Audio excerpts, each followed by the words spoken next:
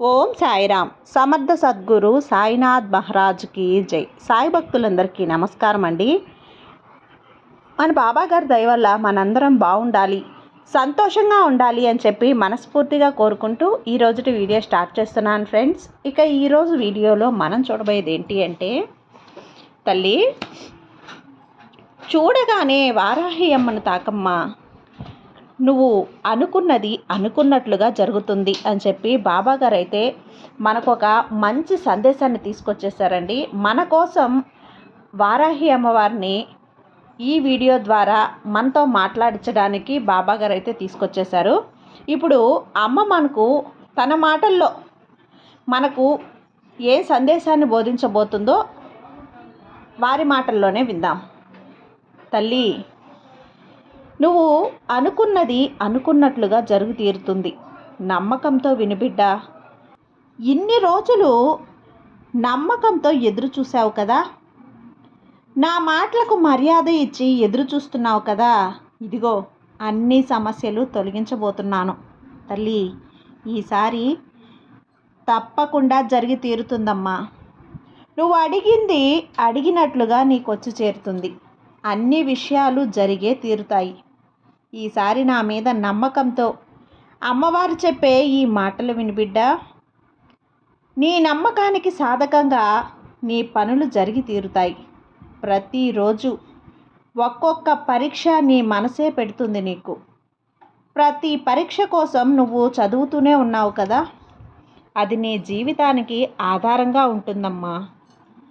ఆ విషయాలను నువ్వు గుర్తు చేసుకుంటూ ఇప్పుడు నీ మనసుని నువ్వు పక్వపరుచుకో. ప్రతిదానికి ఏడుస్తూ ఉండేదానివి.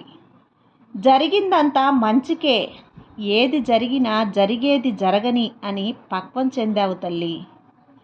పక్వపడ్డావా లేదా లేక విరక్తి చెందావా అనేది నువ్వే చెప్పాలి. ఏదైనా సరే ఇది నీ మనసు పక్వపడడానికి, నీ మనసుని నువ్వు నెమ్మది చేసుకోవడానికే అని నేను అనుకుంటున్నాను. ఒక్కసారి పడవచ్చు, 2 సార్లు పడవచ్చు, కానీ పదే పదే పడితే పడినప్పుడల్లా లేచి నిల్చున్నావంటే అంత అనుకూల ఆలోచన శక్తి పక్వపడింది అని అర్థం. కింద పడ్డానికి దిగులు చెందకు. చెయ్యందించి పైకి లేపడానికి నేనున్నాను కదా. 100 సార్లు నీ మనసు విరిగిపోయినా సరే, 1000 సార్లు నీ తలని నిమిరి నీ బాబాని నీకు ధైర్యం చెప్పేదానికి నేనున్నాను కదా. దానికోసం కావలసినంత ధైర్యాన్ని, నమ్మకాన్ని నీ బాబాని నేనిస్తానమ్మా. శోధనలు ఎందుకు వస్తున్నాయి అని ఆలోచించావా? శోధనలు కుదుట పడేంత వరకు అందరూ మంచివాళ్లే, కానీ ఒక్కసారి శోధనలు పరీక్షలు ఎదురయ్యాక అసలు గుణం బయటపడుతుంది. నీ నిజమైన గుణాన్ని పరీక్షించడానికే భగవంతుడు శోధనలు ఇస్తాడు తల్లి. చెడ్డవారికి మంచివాళ్ళకి భగవంతుడు ఒకేలా చూస్తాడు.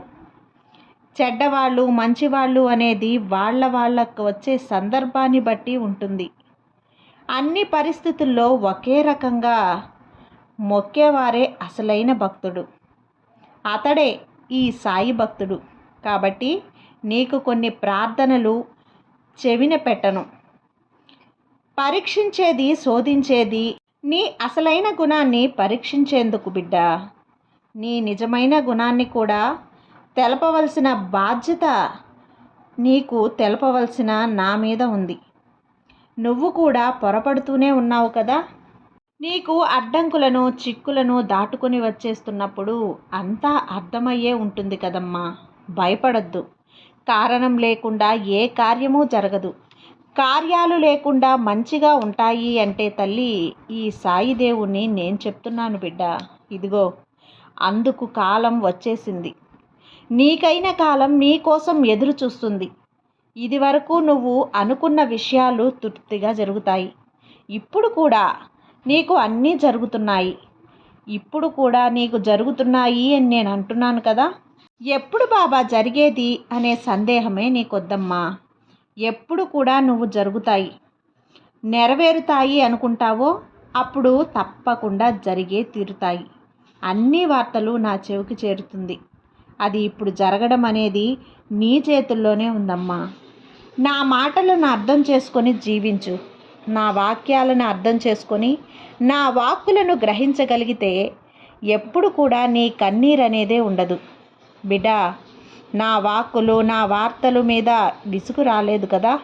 ఎందుకంటే నేను చెప్పే ప్రతి వాక్కు నీకే అని గ్రహిస్తావు కాబట్టి. ప్రత్యేకమైన నా పాదాల శరణాగతి పొందితే ఒట్టి చేతులతో నిన్ను పంపుతానా చెప్పు? నీకు వాగ్దానం ఇస్తున్నాను తల్లి. ఇక నుంచి ప్రశాంతంగా ఉండు.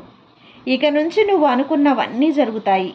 ఈ సాయి వాక్కులు సత్యవాక్కులు, ఈ సాయి పలుకులు సత్యమైన వాక్కులమ్మా. దీన్ని బట్టి నా పలుకులు, నా పనితీరును చూస్తావు కదా. నా అనుగ్రహాన్ని నువ్వు పరిపూర్ణంగా పొందుతావు కదా. నిశ్చలమైన మనసుతో ఉంటే అంతా మంచే జరుగుతుంది. నీకు తోడుగా ఎల్లవేళలా ఉంటాను. నీ సాయి అండగా ఉండగా నీకు భయం ఎందుకు చెప్పు? ఈ సాయి అనుగ్రహం ఎల్లప్పుడూ నీకే తల్లి. సర్వే జన సుఖినో భవంతు.